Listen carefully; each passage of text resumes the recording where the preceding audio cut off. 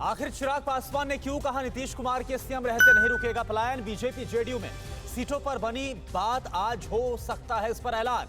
RJD ने क्यों कहा तेजस्वी यादव को फांसी पर चढ़ा देना? बिहार विधानसभा चुनाव से जुड़ी इस वक्त की सबसे बड़ी खबरें कौन सी है? News top 9 battle of Bihar में आप देखें।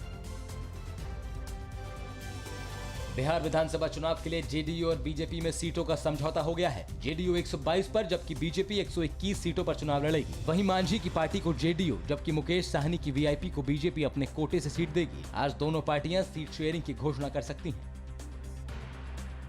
आरजेडी ने पहले चरण के चुनाव के लिए 20 उम्मीदवारों के नामों की घोषणा कर दी है। इन 20 नामों में परिवारवाद का बोलबाला है। लालू की पार्टी ने आरजेडी के वरिष्ठ नेता शिवानंद तिवारी के बेटे, जगदानंद सिंह के बेटे और कांति सिंह के बेटे को मैदान में उतारा है। पहली ही लिस्ट में ज्यादातर पुराने चेहरे हैं।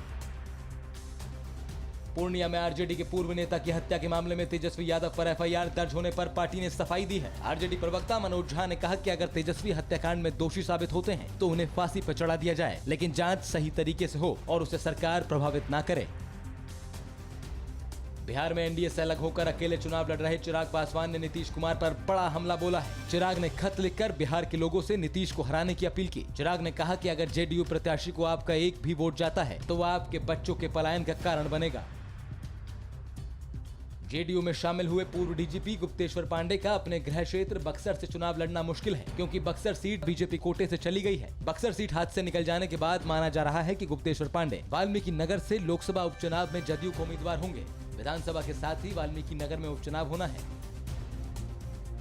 बिहार चुनाव में शिवसेना भी अपना दम दिखाएगी। इस बार बिहार में शिवसेना कम से कम 50 सीटों पर किस्मत आजमाएगी। शिवसेना का यह फैसला बीजेपी के लिए मुश्किल बढ़ा सकता है। खबर है कि शिवसेना जेडीयू उम्मीदवार गुप्तेश्वर पांडे के खिलाफ भी प्रत्याशी उतारेगी। 2015 में भी शिवसेना ने 80 सीटों पर चुनाव लड़ा था।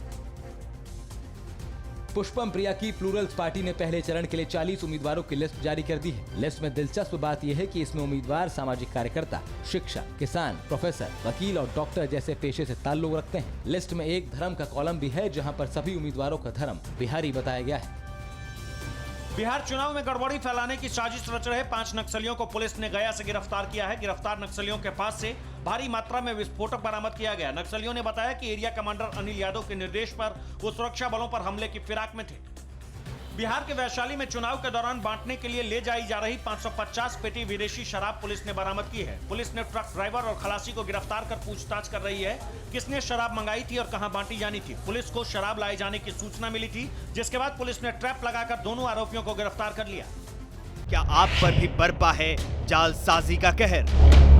सपने टूटे आपके, न घर के न घाट के। क्या आप भी हुए हैं धोखाधड़ी के शिकार? भेजिए अपनी आप बीती लूटखर @tv9.com पर। देखिए रोज रात 9:30 बजे। फिक्र आपकी,